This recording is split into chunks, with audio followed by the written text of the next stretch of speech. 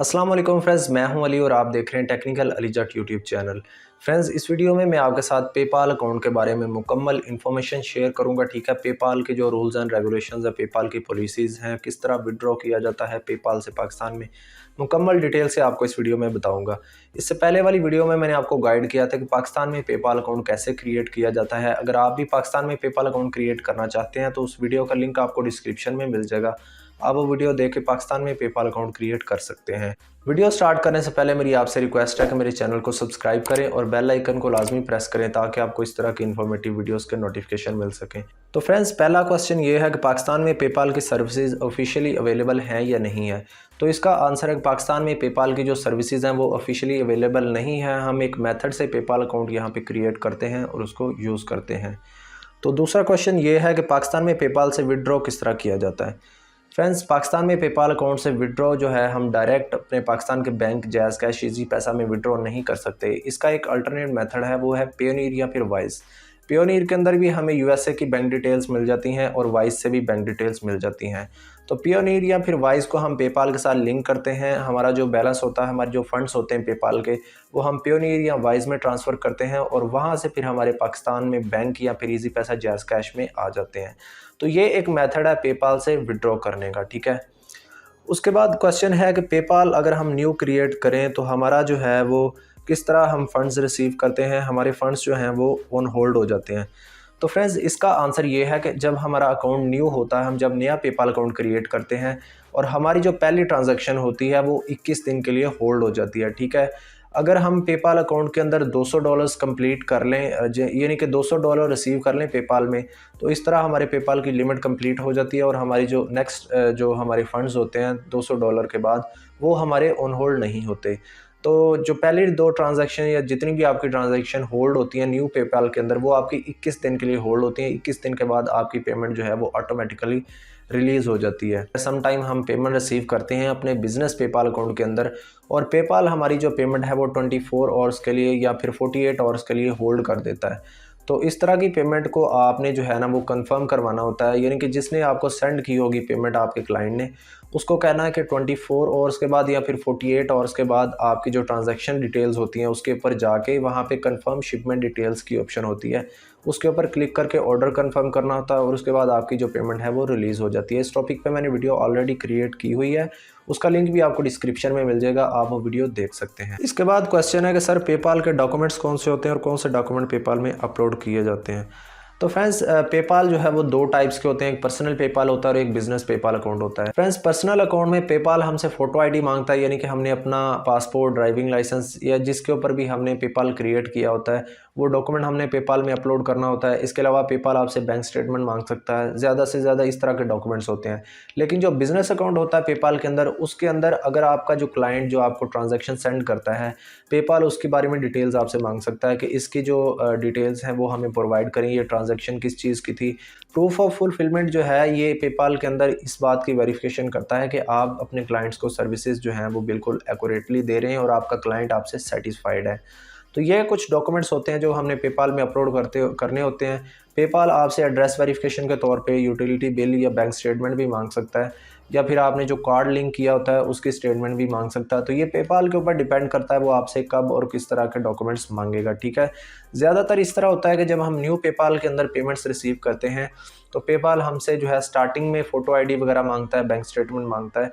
इसके अलावा जब आप ट्रांजैक्शंस रिसीव करते हैं और पेपाल आपके जो है वो ऑर्डर्स की फुलफिलमेंट कंफर्म करने के लिए आपसे प्रूफ ऑफ फुलफिलमेंट मांगता है। जब आपसे पेपाल अकाउंट डॉक्यूमेंट्स मांगता है उस टाइम आपका पेपाल अकाउंट टेम्परेरी लिमिटेड हो जाता है। जब तक आप अपने पेपाल में डॉक्यूमेंट्स अपलोड नहीं करते, आपका अकाउंट जो है वो आप एक्सेस नहीं कर सकते। फंड्स वगैरह ना तो विड्रॉ कर सकते हैं ना किसी को सेंड कर सकते हैं, लेकिन उसके अंदर रिसीव ज़रूर आप कर सकते हैं। तो जब तक आप अपने डॉक्यूमेंट्स को अपलोड नहीं करते, आप अपना पेपाल अकाउंट यूज़ नहीं कर सकते। पेपाल में डॉक्यूमेंट्स अपलोड करने का तरीका और टेम्परेरी लिमिटेशंस रिमूव करने का तरीका मैंने एक वीडियो में बताया हुआ है, उस वीडियो का लिंक भी आपको मैं डिस्क्रिप्शन में दे दूंगा, आप वो वीडियो देख सकते हैं और अपने पेपाल को रिस्टोर कर सकते हैं। उसके बाद क्वेश्चन है कि सर वीपीएन या वीपीएस से हम पेपाल यूज़ कर सकते हैं। तो इसका आंसर है बिल्कुल भी नहीं। पाकिस्तान में अगर आप पेपाल यूज़ कर रहे हैं तो उसको अपने लोकल आईपी एड्रेस पे यूज़ करें, क्योंकि पेपाल का जो सिस्टम है वो वीपीएन को या वीपीएस को डिटेक्ट कर लेता है। तो आपने हमेशा कोशिश करनी है कि अपना अकाउंट जो है वो पाकिस्तान के लोकल आईपी एड्रेस पे यूज़ करें, जो आपका लोकल आईपी एड्रेस होता है, ठीक है। वीपीएन या वीपीएस यूज़ करने की आपको बिल्कुल भी ज़रूरत नहीं। इस तरह आपका अकाउंट जो है वो लॉक्ड हो जाता है। जब आपका अकाउंट लॉक हो जाता है तो इस तरह का आपको एक स्क्रीन के ऊपर एक एरर शो हो रहा है कि sorry we could not confirm it's you. इस तरह के एरर्स आते हैं आपको। तो इस मसले का हल भी मैंने एक वीडियो के अंदर बताया हुआ, उसके वीडियो का लिंक भी आपको डिस्क्रिप्शन में मिल जाएगा, आप वो वीडियो देख सकते हैं। ऊपर आई बटन में भी उस वीडियो का लिंक आपको दे दूंगा, आप वो वीडियो देख सकते हैं और इस एरर को भी रिमूव कर सकते हैं। उसके बाद क्वेश्चन है कि सर हम डिवाइस चेंज कर सकते हैं जिसमें हमारा पेपाल अकाउंट लॉगिन होता है? तो इसका आंसर है बिल्कुल भी नहीं। आपका अकाउंट एक ही डिवाइस के अंदर रहना चाहिए। अगर आप अपने मोबाइल फ़ोन में पेपाल को लॉगिन करते हैं तो आपने उसको लैपटॉप में यूज़ नहीं करना। आपने कोशिश करनी है कि डिवाइस पेपाल की एक ही हो, एक ही डिवाइस से आप हमेशा लॉगिन करें। और दूसरी बात यह है कि अगर आप ब्राउज़र चेंज करते हैं, यानी कि आपने गूगल क्रोम में पेपाल लॉगिन किया है, तो इसको आपने फिर फायरफॉक्स या किसी और ब्राउज़र के अंदर लॉगिन नहीं करना। एक ही ब्राउज़र के अंदर इसको आपने यूज़ करना है और कुकीज़ आपने बना के रखनी है, जिससे यह है कि आपका पेपाल अकाउंट सिक्योर रहेगा, बैन नहीं होगा। तो उसके बाद क्वेश्चन है कि सर पेपाल की फ़ीस वगैरह क्या होती है जब हम पेमेंट वगैरह सेंड करते हैं या विड्रॉ करते हैं? तो फ्रेंड्स, पेपाल में दो तरह से हम पेमेंट को सेंड करते हैं, या तो हम किसी और के पेपाल में ट्रांसफ़र करते हैं या फिर हम अपने बैंक अकाउंट में विड्रॉ करते हैं। तो अगर आप किसी और को पेमेंट सेंड करते हैं, इसके अंदर भी तकरीबन 5 to 10% डिफरेंट कंट्रीज़ के जो हैं वो डिफरेंट टैक्सेस होते हैं पेपाल के, यानी कि यूएसए, यूके, जर्मनी का पेपाल हो गया, यूएई का। तो हर कंट्री का पेपाल जो है वो स्पेसिफिक होता है, यूनिक पॉलिसीज़ के साथ होता है।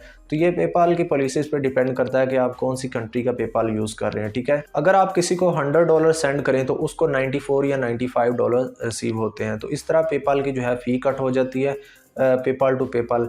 इसके अलावा जब बैंक में विड्रॉ करते हैं तो बैंक में पेपाल जो है 3% चार्ज करता है, ठीक है। कम्युनिटी फेडरल बैंक के अंदर मैं विड्रॉ करता रहा हूँ, उसके अंदर पेपाल 3% फ़ी चार्ज करता था पर ट्रांजैक्शन। उसके बाद क्वेश्चन है कि डिस्प्यूट्स एंड रिफ़ंड किस तरह होते हैं? तो फ्रेंड्स, जो डिस्प्यूट होता है पेपाल के अंदर, अगर तो हमें सर्विस ना मिले, हमने किसी चीज़ के लिए पेमेंट की थी और हमें सर्विस ना मिले, तो हम पेपाल में डिस्प्यूट ओपन कर सकते हैं।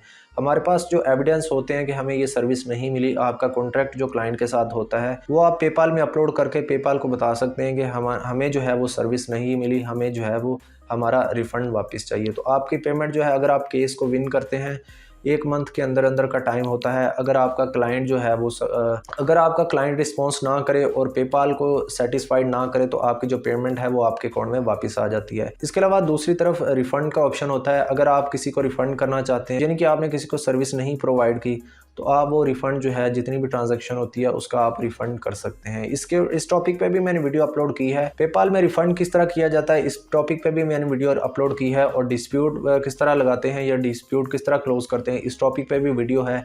तमाम वीडियो के लिंक आपको डिस्क्रिप्शन में मिल जाएंगे, आप वो वीडियोज़ देख सकते हैं। तो इसके बाद क्वेश्चन है कि डिफरेंट करेंसीज़ हम किस तरह ऐड करते हैं? तो फ्रेंड्स, इस टॉपिक पे भी मैंने ऑलरेडी वीडियो क्रिएट की है। अगर आपका किसी भी कंट्री का पेपाल अकाउंट है, उसके अंदर आप डिफरेंट करेंसीज़ को ऐड कर सकते हैं। जिस तरह पाउंड्स हो गए, यूके के पाउंड्स हैं, या फिर आप यूरो को ऐड कर सकते हैं, आप यूएसडी को ऐड कर सकते हैं, ऑस्ट्रेलियन डॉलर को ऐड कर सकते हैं, कनेडियन डॉलर को ऐड कर सकते हैं।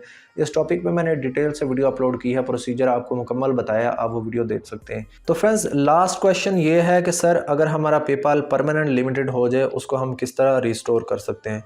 तो फ्रेंड्स, अगर आपका पेपाल अकाउंट परमानेंट लिमिटेड हो जाए, इसके बाद आपका अकाउंट जो है वो कभी भी रिस्टोर नहीं होता। बेशक आप पेपाल की सपोर्ट टीम से बात कर लें, आपका अकाउंट रिस्टोर नहीं होता।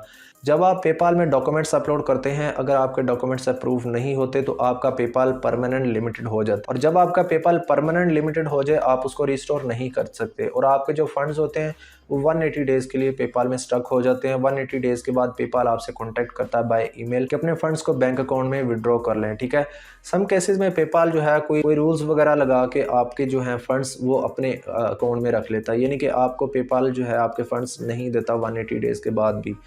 तो ये पेपाल पे डिपेंड करता है कि आपके फंड्स आपको विड्रॉ करने देगा या फिर वो अपने अकाउंट में ट्रांसफ़र कर लेगा। तो फ्रेंड्स, ये कुछ कॉमन क्वेश्चंस थे जिसके बारे में मैंने आपको इन्फॉर्मेशन दी है। मुझे उम्मीद है कि आपको इस वीडियो में काफ़ी कुछ सीखने को मिला होगा। अगर आपको ये वीडियो अच्छी लगी है तो काइंडली इसको लाइक करें, चैनल को ज़रूर सब्सक्राइब करें।